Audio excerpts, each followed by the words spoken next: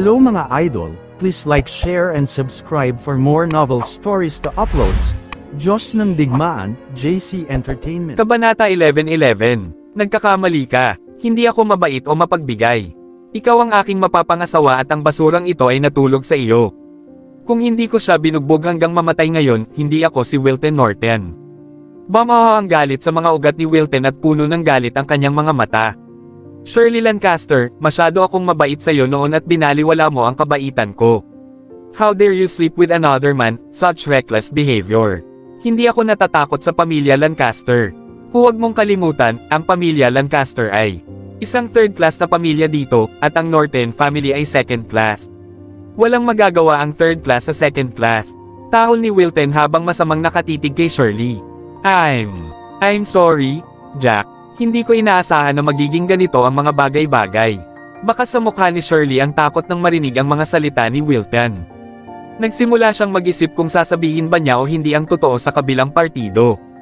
Hindi umimik si Jack bagkus, he chortled and comforted her gently, okay lang. May bodyguard siya, meron din akong dalawa dito. Agad namang tumayo sina Ethan at Lana pagkatawag. Hoy, uod, may death wish ba kayo? How dare you offend our young master? Tinuro nila si Wilton at ang kanyang mga tauhan. Natigilan ang mga bodyguard na nakapaligid kay Jack sa narinig. Ang dalawa sa likod ng lalaking iyon ay mga bodyguard niya. At ang brat na ito ay talagang isang young master. Siya kaya ay isang young master ng isang prominenteng pamilya. Ang mga bodyguard ay natatakot na masaktan ang isang taong may mataas na awtoridad, kaya't lahat sila ay naggulong ng ulo at tumingin kay Wilton para sa susunod na utos. Young Master Norton. Ang pagkalito ay lumitaw din sa mga tampok ni Wilton. Mabilis siyang umayos at ngumisi kasabay ng nakakatakot na tawa. Nako, hindi naman masama ang pag-arte mo, sino ang gusto mong takutin? Sa Soul City na ito, wala akong narinig na kahit na sinong young master ng pamilyang puti. At saka, kakaunti lang ang mga first class na pamilya dito, ano ang dapat ikatakot? Kahit mayaman siya, nararapat siyang mamatay, utos niya. Tama si Young Master Norton, sa tingin ko ang brat na ito marahil ay sinusubukan lamang na huminto para sa oras, naghihintay na dumating ang pinuno ng pamilya Lancaster at iligtas sila. Malamig na ngumiti ang isa sa mga bodyguard. Diretsyong sinubo niya ng nakakuyong na kamao si Ethan na nakatayo sa harapan niya. Saglit na nagpalitan ng tingin sina Ethan at Lana at pareho nilang nakita ang kanilang mga mata na puno ng pananibik. Matagal na silang hindi lumaban, lahat ng kanilang mga kalamnan at kasukasuan ay sumisigaw para sa ilang magandang ehersisyo. Mukhang magagamit nila ang mga bodyguard na ito para mag-practice. Sa loob ng ilang segundo, 12 ng mga bodyguard na dinala ni Wilton ang lahat ay nakahandusay sa lupa, sunod-sunod na umiiyak. Walang F***ing way. Napatulala si Wilton. Hindi niya inaasahan na ganoon pala kalakas ang dalawang bodyguard nitong brat na tinatawag na Jack. Sa ilang suntok at sabog, lahat ng bodyguards niya ay natamba at umiiyak sa sakit sa lupa. Ang mga bodyguard mo, hindi ba sila masyadong makapangyarihan? Baka sa mukha ang walang saplot na si Shirley na tumabi kay Jack. Muli niyang pinag-aralan si Jack, isang lalaking napaka-ordinaryo ang pananamit, hindi niya inaasahan na ganoon kalakas ang mga bodyguard niya. Narinig din niya na ang karamihan sa mga bodyguard ni Wilton ay dating mga mersenaryo at sila ay nagtataglay ng malakas na husay sa pakikipaglaban. Ang mga ordinaryong mandirigma ay hindi kapantay sa kanila. Malinaw na hindi niya inaasahan na ang mahuhusay na bodyguard na ito ay parang tofu sa harap nila, malambot at mahina. Dalhin ang iyong mga tao at umalis. Napatingin si Jack kay Wilton na halos basain ang pantalon at malamig na saway. Let me give you a piece of advice, hindi mapipilit ang feelings at love, same goes for a marriage. Huwag mo nang guluhin si Shirley, naririnig mo ba ako? Kabanata 11:12. Brat, hahayaan kitang manalo sa pagkakataong ito. Naninigarilyo si Wilton sa galit sa loob, ngunit wala siyang magawa. Hindi niya akalain na siya, bilang isang young master ng isang second class na pamilya, ay walang magawa sa kasalukuyang sitwasyon. Ang kanyang kasintahang babae ay may kasamang ibang lalaki at hindi man lang niya kayang turuan ng leksyon ng brat. Ang masama pa, pinagbantaan siya ng lalaki. Sa kanyang mga ngipin ay nagngangalit ng mahigpit at ang kanyang kamao ay mahigpit, kinuha niya ang kanyang mga tauhan at umalis sa eksena. Alam niyang kung magpapatuloy siya, mas magdudulot lang ito ng problema sa kanya. Pagkaalis ng kabilang partido, tuluyang naangat ang malaking bato sa puso ni Shirley. Nakahinga siya ng maluwag at sinabing, tiyak na hindi na niya ako guguluhin muli. Maraming salamat. Niluwagan na ni Jack ang braso sa baywang ni Shirley. Ngumiti siya sa kabilang partido at sinabing, Miss Lancaster, I've done you a great favor this time. But looking at Wilton's expression just now, I bet he will be holding a grudge against me. Well, wala naman akong pakialam at di ako natatakot sa kanya. Huminto si Jack ng ilang segundo saka nagpatuloy, pero, tinulungan kita. Ngayon paano mo ako dapat pasasalamatan? Ako, noong una ay inakala ni Shirley na si Jack ay isang mabait na lalaki. Hindi niya inaasahan na hihilingin sa kanya ni Jack na ibalik ang pabor. Ramdam niya ang namumuong galit sa loob niya. Pinag-aralan niya si Jack at biglang may naisip. Napaka-pervert mo, gusto mo ihatid kita sa hotel, di ba? Sinasabi ko sa'yo, tukano lang ang nangyari kanina, wala na akong maisip na mas maganda. Kung gusto mo talagang ibigay ko ang katawan ko sa'yo, mangarap ka. Hindi ako ganoong klaseng babae. Sambit ni Shirley at tinitigan si Jack ng masama. Hey, hindi ganong klaseng babae. Saka bakit ka nagpanggap na girlfriend ko? Ang mga sulok ng bibig ni Jack ay kurbadang pataas, at tinukso niya ang babae na may mapaglarong tono. Ang babaeng nauna sa kanya ay mukhang mas bata ng ilang taon kaysa sa kanya, at ang kanyang pananamit at ang kanyang hitsura ay naglabas ng isang kabataang aura na may isang pahiwatig ng pagiging malinamnam. Higit pa rito, ang kanyang katawan ay napanatili ng maayos, kung hindi, ang maruming mayamang young Master Norton ay hindi siya guguluhin sa lahat ng oras. Lalong kumbinsido si Jack na kung hindi magandang babae o may ordinaryong mukha si Shirley, matagal nang sinira ni young Master Norton ang kasunduan ng kasal. Girlfriend. Ako. Iyon ay isang pakana. Naiintindihan mo ba? Inikat ni Shirley ang kanyang mga mata kay Jack at idinagdag, at saka, sinira mo ang aking mamahaling takong. Ang mga takong ko ay natanggal na, nagkakahalaga ako ng 20 hanggang 30,000 dolyares. Pero dahil malaki ang ginawa mo sa akin, hindi na ako hihingi ng kabayaran. Ngayon pa lang, tawa ng tawa si Jack sa reaksyon ni Shirley. Huwag kang mag-alala. Hindi ako interesado sa iyo o sa katawan mo. Hindi ka kasing ganda ng asawa ko at hindi ka gaya ng bodyguard ko dito, hindi ba? Nang marinig nila na ang sanggunian, natuwa ang kanyang puso. Noon pa man ay tiwala siya sa kanyang katawan at ngayon ay lalo pang lumakas ang kanyang kumpiyansa sa sarili.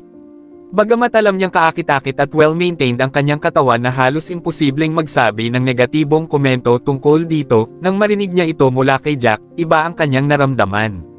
Hindi pa rin nawawala ang galit ni Shirley simula nang magsimula ang usapan. Sumilip siya kay Lana na tumabi kay Jack at napagtanto niyang tama si Jack, talagang nakakaakit ang figure ng babaeng ito. Gayunpaman, malamig siyang ngumuso, sa totoo lang, well-maintained at nakakaakit ang kanyang katawan. Kung tungkol naman sa papuri mo tungkol sa magandang katangian ng asawa mo, hindi ko alam. Tutal, hindi ko pa siya nakikita. Kaya, hindi ko alam kung nagsisinungaling ka. Tinatimad akong ipagpatuloy ang argumentong ito sa iyo. Anyway, kailangan ko ng kaunting pabor mula sa iyo. Tulungan mo ako kung payag ka, kung hindi, kalimutan mo na lang.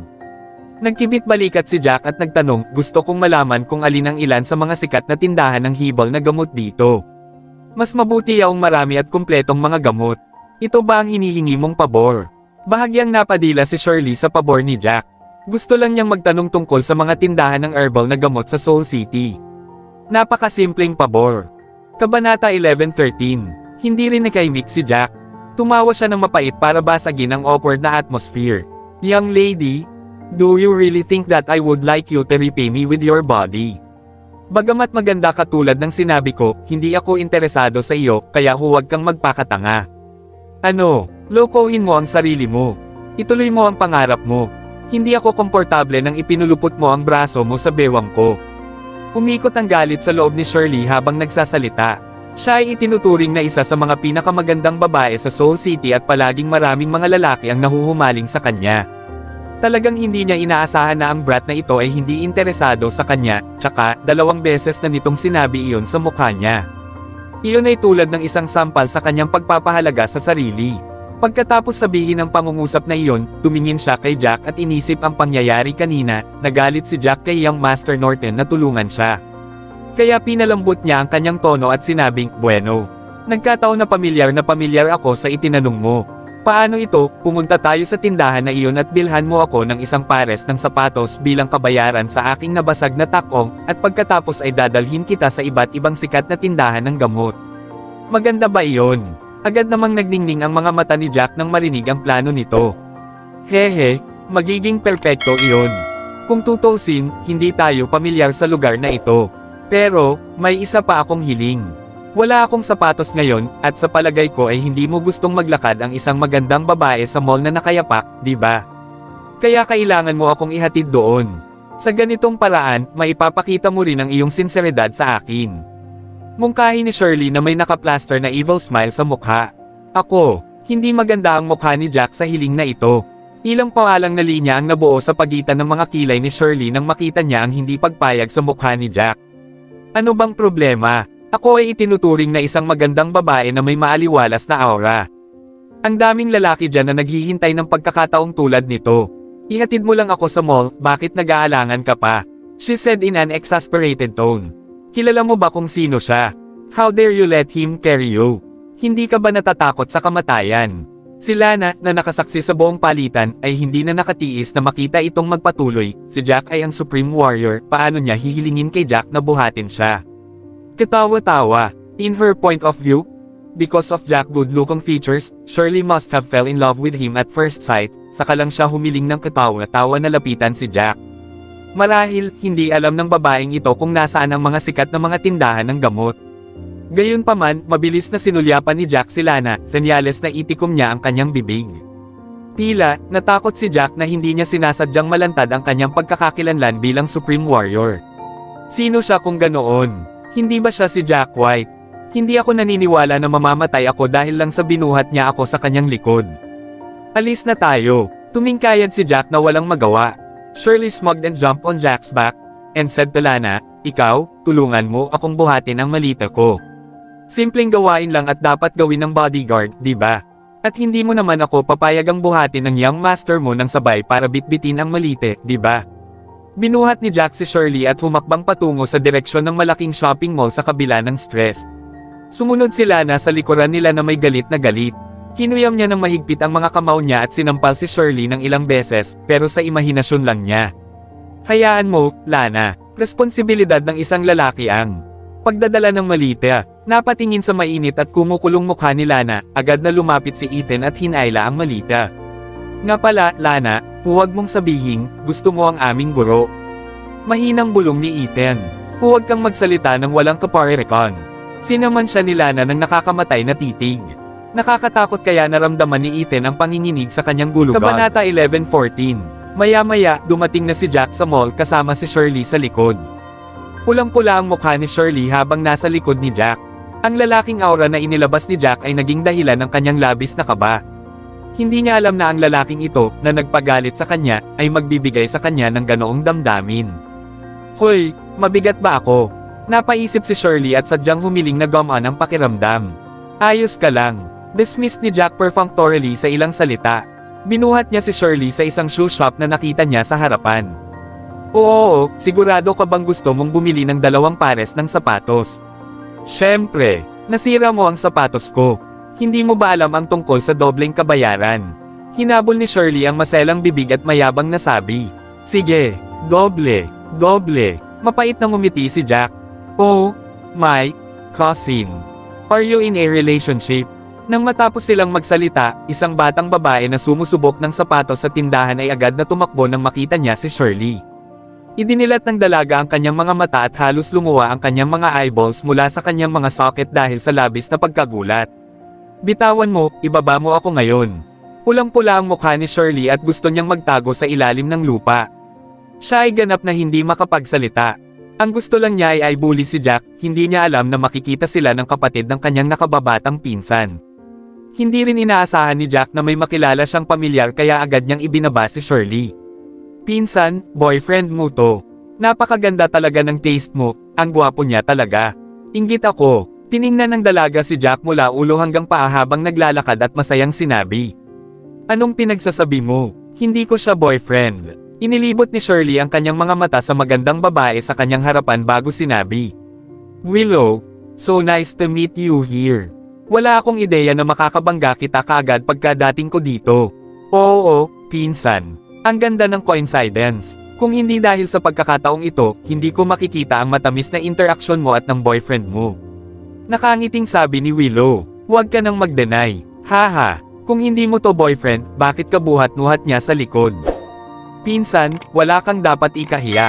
Huwag kang mag-alala, sikreto ko ito sa iyo. Hindi malalaman ni Uncle at ng iba pa ang tungkol dito.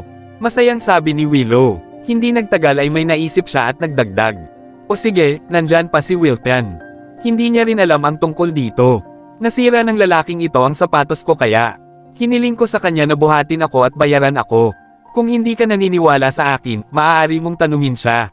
Napasulyap si Shirley kay Jack at sinimula na talaga niyang humitit ng sigarilyong inilabas niya. Bahagya siyang natahimik dahil hindi siya tumayo para tumulong sa pagpapaliwanag. Dati ginawa niya ito para magalit si Wilton. Magulo kung mali ang pagkakaintindi ni Willow sa kanya para dito at nalaman ito ng mga tao. Paano niya ipapaliwanag sa kanyang ama at sa iba pa? Tama siya, huwag mo kaming intindihin, sapatos niya lang ang ibinabayad ko. Nakangiting sabi ni Jack kay Willow. Kabanata 11:15. Nagliwanag ang mga mata ni Willow nang marinig ang sinabi ni Jackie. Naglakad siya pasulong at tumingin kay Jack gamit ang maningning niyang mga mata. Oy, single ka pa rin ba kapag sobrang gwapo mo?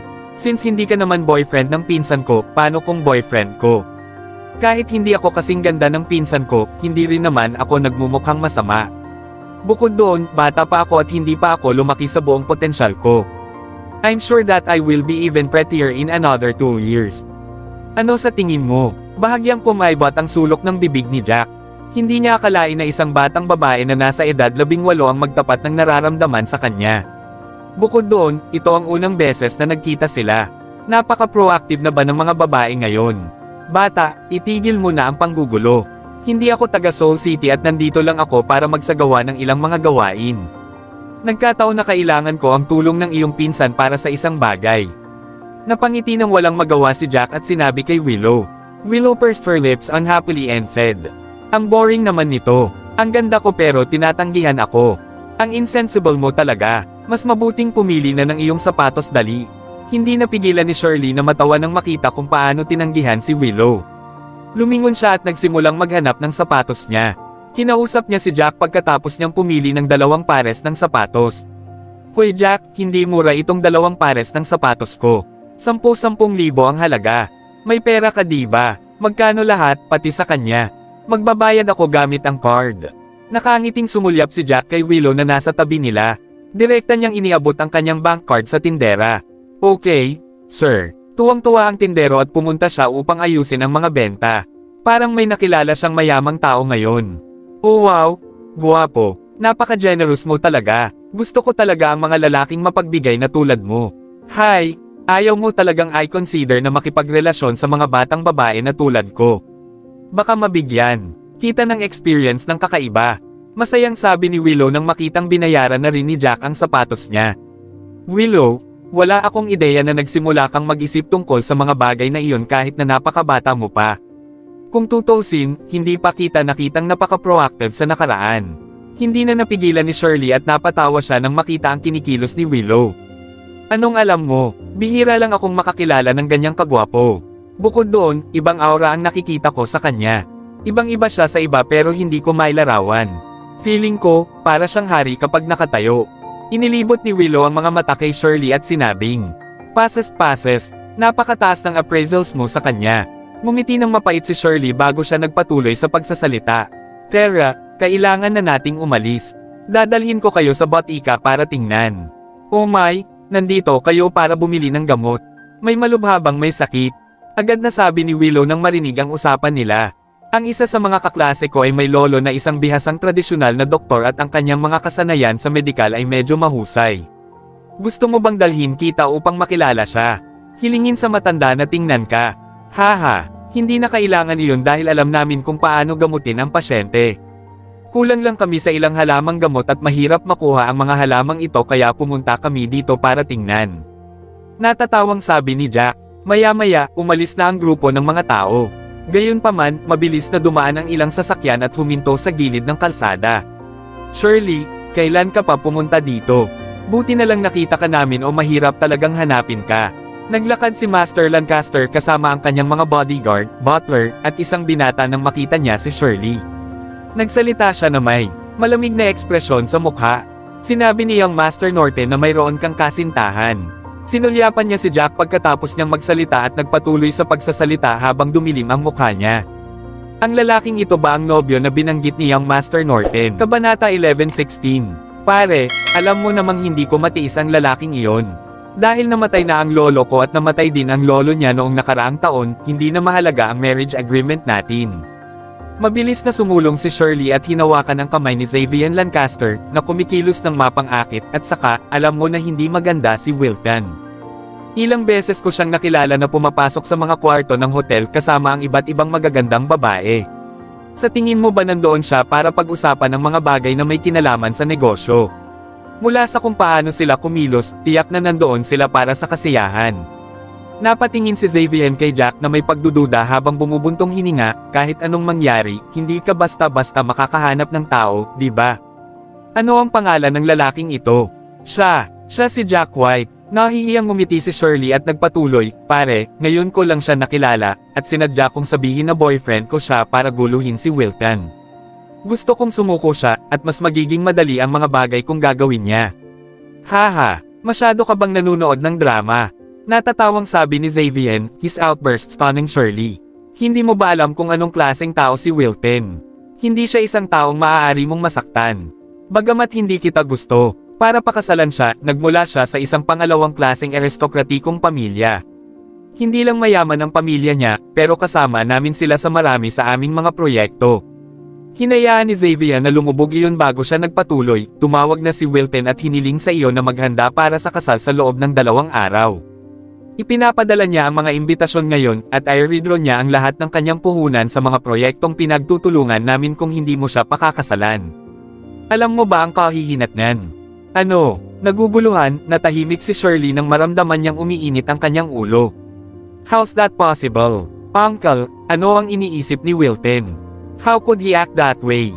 Hindi ba't sobra-sobra para sa kanya na pilitin si cousin na pakasalan siya, alam niyang hindi siya nito gusto. Hindi napigilan ang katawa-tawa ni Wilton, sinabi ni Willow ang kanyang opinyon dahil hindi ito patas para kay Shirley.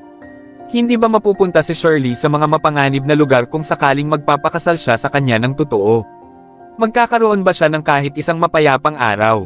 Sigh. Alam ko na, reklamo ni Xavier sa sobrang pagkabalisa.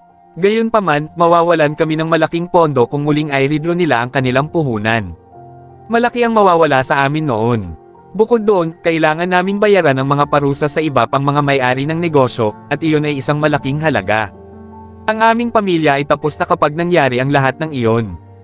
Ang binata na naka-white suit, na nasa tabi ni Xavier, ay humakbang pasulong at sinabing, ate, mas maganda kung pakasalan mo siya.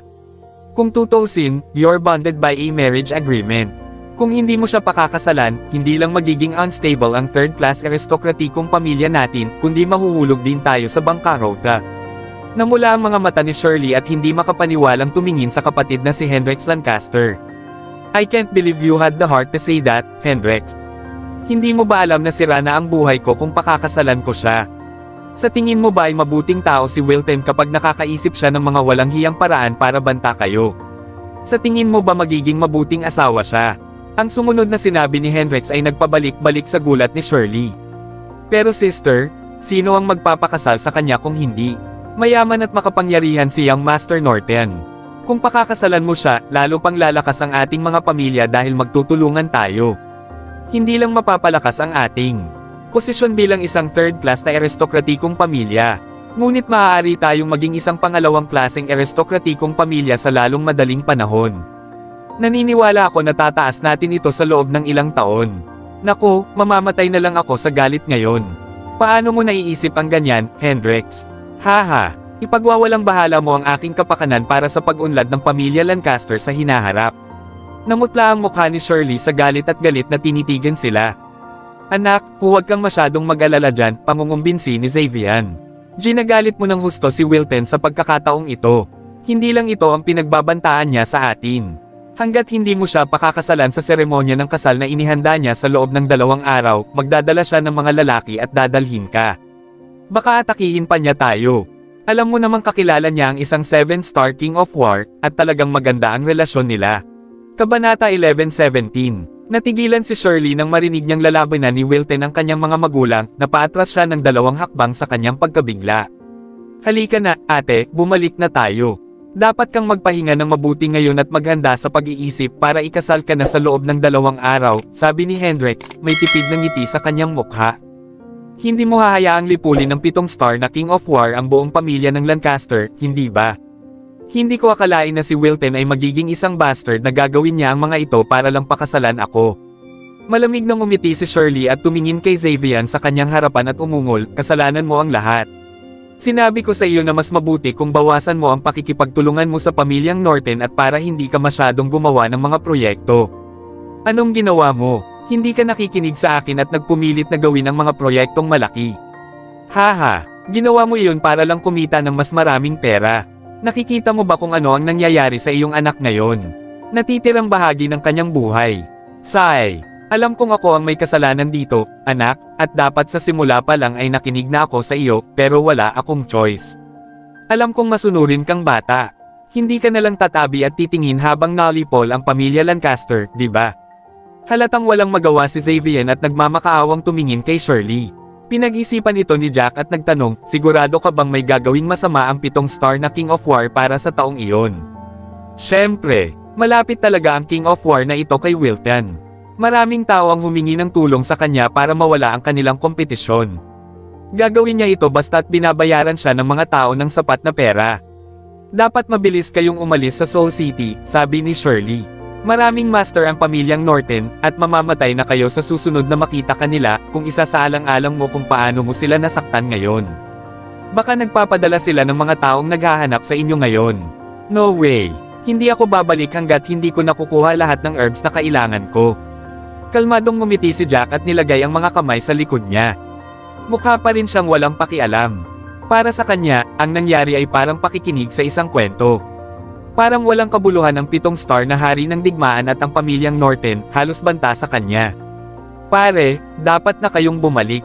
Nangako ako kay Jack na dadalhin ko sila sa Botica para tingnan, at kailangan kong makita iyon kahit papaano.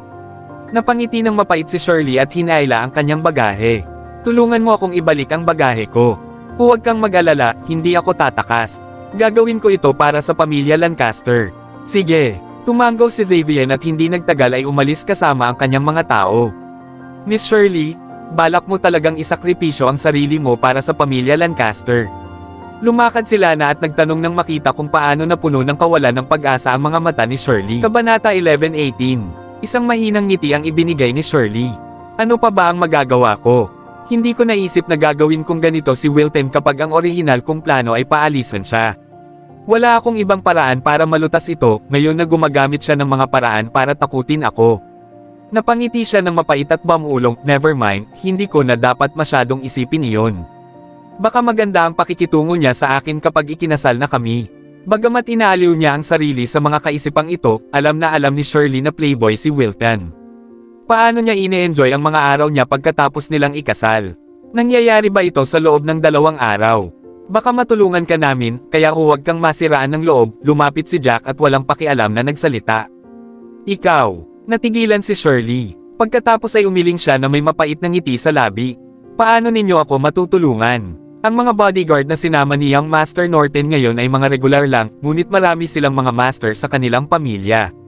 Bukod doon, kakilala niya ang 7-star King of War na iyon, at nakakatakot iyon. Sa madaling salita, ang kanyang pamilya ay hindi isang kapangyarihan na maaari nating masaktan. Naiintindihan mo ba? Kailangan mo lang tandaan na tutulungan kita dahil sinabi ko iyon. Tinatimad si Jack na magpaliwanag sa kanya, kaya sinabi niya, tara na. Saang Botica tayo mauuna? Hehe, gusto kong sumama sa inyo, pinsan. Humajejek si Willow. Masarap sundan ng isang gwapong lalaki at pagmasdan siya, maganda ito sa mata. Hindi mo ba kailangan mag-aral? Bakit gusto mo kaming sundan? Inis na inis ni Shirley ang tingin kay Willow. Kailan pa naging naglalaway ang babaeng ito sa mga lalaki? Pinsan, Sabado ngayon, at nagpapahinga ako, pahinga din ako bukas. Hindi mo ba alam iyon? Inikat din ni Willow ang mga mata kay Shirley. Bukod doon, senior na ako at halos graduating na ako, wala masyadong klase kamakailan, kaya bale kung pupunta ako o hindi. Sa pangunguna ni Shirley, dumating ang grupo sa isang malaking Botica. Hindi nagaksaya ng oras, pumasok si Jack at tinanong ang isang matandang lalaki, Boss, mayroon ba kayong 100 taong gulang na sinomeniem? 100 taong gulang na sinomeniem?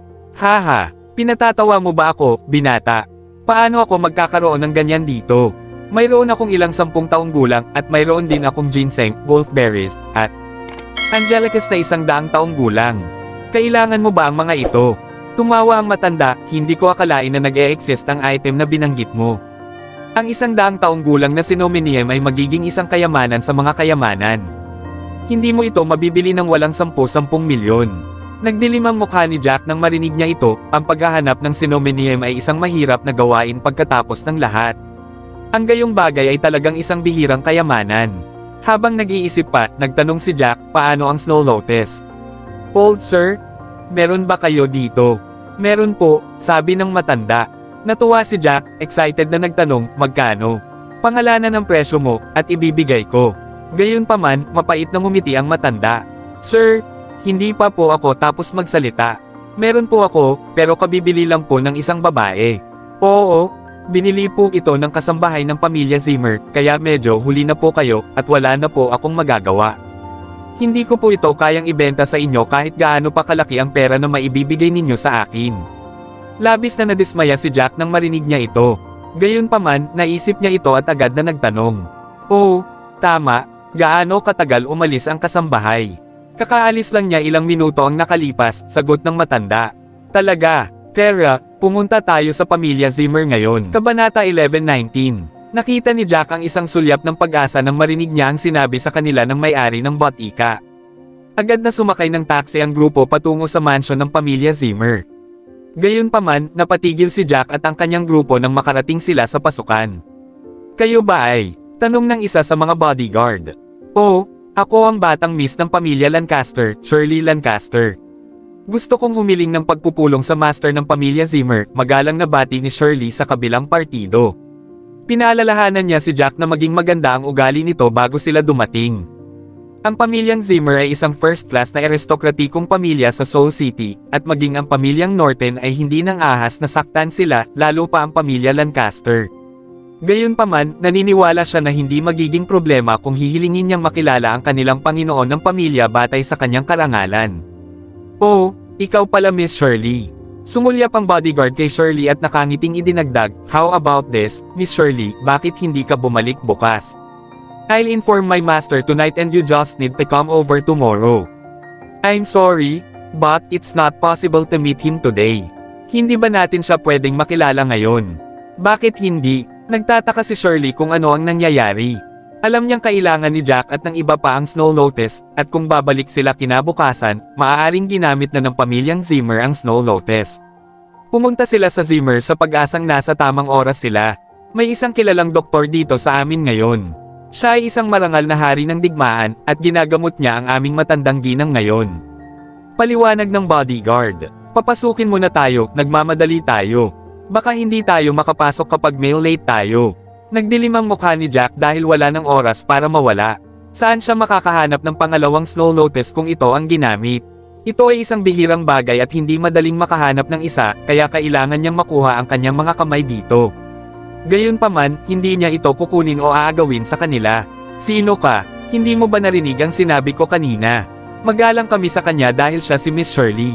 Sino ka para kausapin kami? Mukha kang bodyguard ng pamilya Lancaster. Haha, hindi kwalipikadong kausapin ako ng mga bodyguard ng pamilya Lancaster. Huwag mo akong isipin na door guard lang na may fighting assistant unit na commander ng bodyguards commander, 9th grade martial artist. Ang bodyguard ay pinalaki si Jack ng mapagkunwari. Umalis ka na, nauubusan na tayo ng oras, at wala na akong oras para ipaliwanag sa iyo ang lahat. Dahil ayaw niyang mag-aksaya ng isang segundo, hinayla ni Jack si Shirley kasama niya habang naglalakad sila papasok sa mansyon ng mga Zimmer. Jack, ito ay isang first-class na aristokratikong pamilya ang pinag-uusapan natin. Ito ang tirahan ng pamilya Zimmer. Nagulat si Shirley sa masungit na pag-uugali ni Jack, bagamat hindi niya nalabanan ang lakas ni Jack habang lumalakad ito kasama niya ng labag sa kanyang kalooban. Tigilan mo siya, how dare he barge into our Zimmer family's residence? Is he suicidal? Agad na sumigaw ng malakas ang assistant commander ng mga bodyguard. Agad namang tumayo ang ilang bodyguard sa harap ni Jack at ng iba pa na nakaharang sa kanilang dinadaanan. Naguguluhan, nag-aalalang tumawag si Willow sa likod nila, oh my God, Jack. Tumigil ka nga, kahit gwapo ka, hindi mo kayang parangalan ng mga Zimmer. Siyempre, hindi maitikaila na mukhang matino si Jack sa ugali na iyon, pero sino ang nakakaalam kung gaano katagal kayang panindigan ng gwapong ito. Mapapahiya siya kapag binitukan siya ng mga bodyguard ng Zimmer sa lupa. Kabanata 11:20. Parehong nag-aalala sina Willow at Shirley para kay Jack. Pagkatapos ng lahat, ang mga bodyguard na ito ay hindi maitutulad sa pamilya Norton. Ito ang mga bodyguard ng pamilya Zimmer, at mayroong isang assistant commander sa kanila. May death wish ka ba? Hindi nagpapigil ang mga bodyguard nang makita nila si Jack at ang iba pa na pumapasok. Sabay-sabay nilang sinuntok at sinugod ang grupo ng tatlo. Bumagsak sila sa sahig, natalo habang dumilim ang kanilang mga mukha. Naku, nagsimula na talaga silang mag-away ngayon. Napalitan ng takot ang mga mukha ni na Shirley at Willow nang makitang nanalo ang grupo ng tatlo. Mas mabuti kung natalo sila, ngunit dahil natalo nila ang mga bodyguard ng pamilya Zimmer, hindi maikikailan na si Jackie at ang kanyang kumpanya ay tumawid sa linya. Gayunpaman, hindi huminto si Jack at ang iba pa habang sumusulong sila, pinababa ang mga bantay na hamarang sa kanila. Nababalisa ang mga mata ni Willow kay Shirley habang nagtanong, "Pinsan, ano ang dapat nating gawin? Dapat ba natin silang sundin?" Kaya na, kinagat ni Shirley ang kanyang mga ngipin at naglakad pasulong, mabilis na naabutan si Jack at ang iba pa. Sumulyap sa mga gwardya na nakahandusay sa sahig, agad namang sumunod si Willow. Ang maputlang mukha na gwardya sa sahig ay sumigaw ng malakas, "Tulong, may pumapasok." Agad namang tumakbo ang mga bodyguard na namamahala sa pagpapatrolya sa compound nang marinig ang sigawan. Hindi rin nagtagal hanggang sa pumila ang mga gwardya bago si Jack at ang iba pa, na galit at nakatutok sa kanila. "Sino ba kayong mga tao? How dare you barge into our family's residence? Are you people trying to get yourself killed? Hilin din ang iyong family master na lumabas. May importante akong ipakikita sa kanya, at kailangan ko siyang makita ngayon." Diretsyong sabi ni Jack na ayaw niyang mag-aksaya ng oras sa pakikipag-usap sa kanila. "Haha, anong high-sounding sentiments? Sa tingin mo ba pwede ka nalang mag-request para makilala ang family master natin?" Tumawa ang isa pang bodyguard at nagsabi, "Kung lumuhad ka at humingi ng tawad ngayon, papayagan ka naming umalis dito ng buhay. Kung hindi, ihanda mo ang iyong mga libingan. Hulaan na maaari lamang nating pilitin ang ating sarili pagkatapos." Malamig nang umiti si Jack at diretsyong naglakad. Isang lalaki ang bumungad sa harapan ni Jack at iniwas ang kamao sa kanya. Ang bilis ng taong ito ay nagpakita na siya ay hindi bababa sa isang Grandmaster sa isang kahangahangang antas. Ang lalaking iyon, gayunpaman, ay pinalipad ng suntok ni Jack. Bumagsak siya sa lupa at samuka siya ng dugo. Namutla agad ang mukha niya. Paano ito posible? Natakot ang ibang mga bodyguard nang makita nila ang eksenang ito, hindi nila akalain na ganoon kalakas ang lalaking nauna sa kanila. No wonder naglakas loob silang pumasok. Gayunpaman, pinalibutan nila si Jack, tiwala sa kanilang bilang at husay sa pakikipaglaban.